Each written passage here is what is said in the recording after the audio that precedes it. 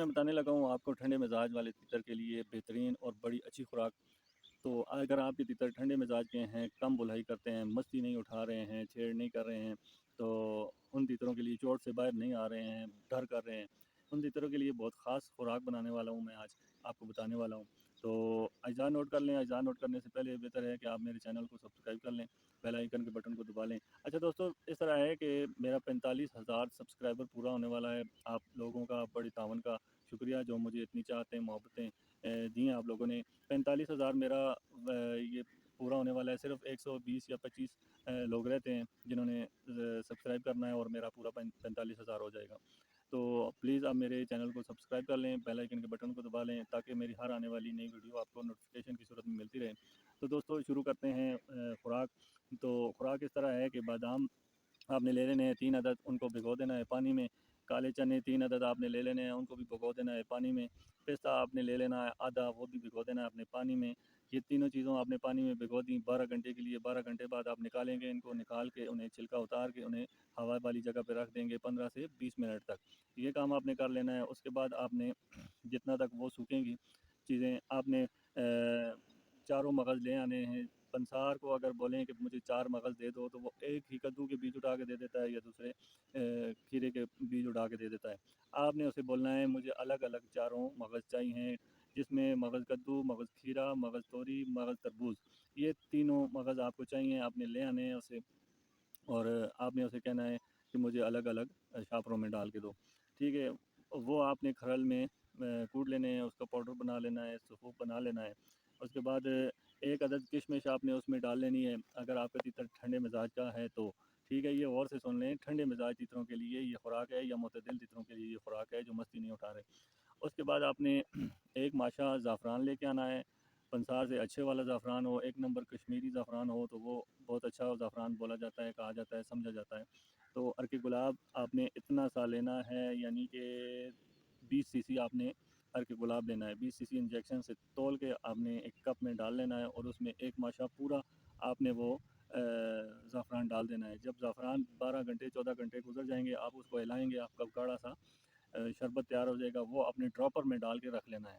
سمجھ آئی میری بات؟ آپ نے کیا کرنا ہے، ڈراپر میں ڈال کے رکھنا ہے، وہ سارا ہی نہیں ایک دن میں ختم کر دینا۔ یہ آپ کا پورا گرمیوں کے سیزن میں چلے گا۔ یہ 20 سی سی آپ کا پوری گرمیوں میں چلے گا یہ والا زعفران اور عرق گلاب۔ پھر آپ نے مربع بے لینا ہے۔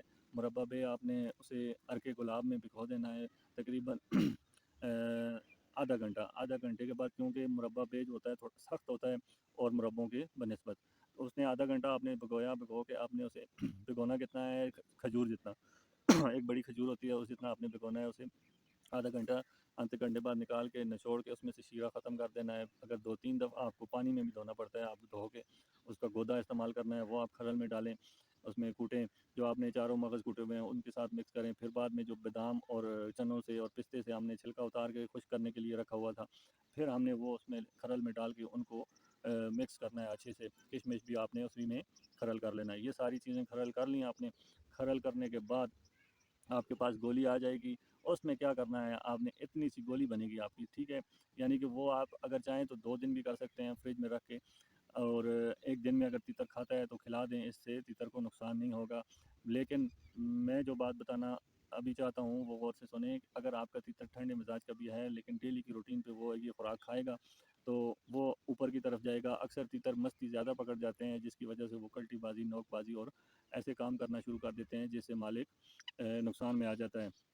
میرا تیتر بولنے لگا ہے، جلدی جلدی میں ویڈیو کو ختم کرتا ہوں۔ زعفران جو آپ نے بھگو کے ڈراپر میں ڈال کے رکھا ہوا ہے، وہ آپ نے 1 قطرہ اس میں ڈالنا ہے۔ 1 قطرہ ڈال کے آپ نے ہتھیلی پہ رکھ کے اسے مسلنا ہے۔ مسل کے تو آپ نے کیا کرنا ہے، تیتر کو کھلا دینا ہے۔ اگر آپ کا تیتر ہیٹ اپ ہو گیا ہے، آپ نے 1 دن شارٹ کر کے اس دن سبزہ دے دینا ہے، اس دن آپ نے یہ خوراک نہیں دینی۔ اور اس کے بعد اگر آپ کا تیتر ٹھنڈے مزاج کا ہے، یہ خوراک تب استعمال کرنی ہے۔ گرم مزاج تیتروں کے لیے یہ خوراک نہیں ہے، یہ میں بار بار بتا رہا ہوں، یہ گرم مزاج تیتروں کے لیے خوراک نہیں ہے۔ تو دوستو، ایک مٹری ملتی ہے، جنگلی مٹری۔ آپ نے اس خوراک کے ساتھ وہ جنگلی مٹری میں ویڈیو کے آخر میں لگا دوں گا، اس کی پہچان کیا ہے۔ جنگلی مٹری ملتی ہے اکثر گندم کی کٹائیوں سے پہلے انہی دنوں میں ملتی ہے۔ تو اب ان دنوں میں، یعنی کہ میں آج تقریباً 10-12 فروری ہے، مارچ ہے، 15 مارچ ہے، 12 سے 15 مارچ کے درمیان یہ ملتی ہے. آپ نے وہ مٹری ڈھونڈ لینی ہے، کسی کھیتوں سے آگے پیچھے سے مل جاتی ہے آسانی سے، نمی والی جگہ پہ ہوتی ہیں. وہ آپ نے مٹری لے لینی ہے. مٹری آپ نے اس کو کھلا دینی ہے. 12 سے 15 پھلیاں آپ نے اسے کھلا دینی ہے. بڑی خوشی سے کھاتا ہے اور اس سے بھی تتر مستی میں آتا ہے.